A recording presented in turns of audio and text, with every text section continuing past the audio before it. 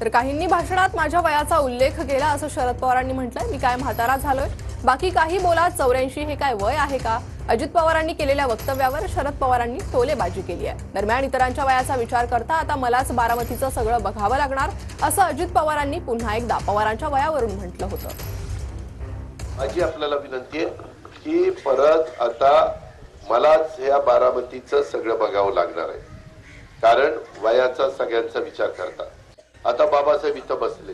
बाबासाहेब तुमचं वय किती झालं? 80। हा 83। आता तुमची मुलंच बघतात की नाही, तुम्ही फक्त त्यांना आशीर्वाद देताय, मार्गदर्शन करताय। ही जगाची रीत आहे, मी कुणाला दोष देतो असं नाही, ही जगाची रीत आहे।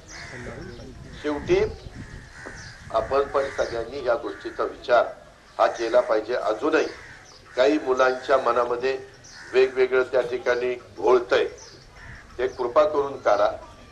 मी जेवढं काम करू शकतो, मी पुन्हा सांगतो, मी कामाचा माणूस आहे, मी जेवढं काम करू शकतो तेवढं महाराष्ट्रातला एकही आमदार काम करू शकत नाही। लंडनचा त्यांनी बोलत असताना सांगितलं की या वयात सुद्धा मी काम करतो आणि मी काय म्हातारा झालो,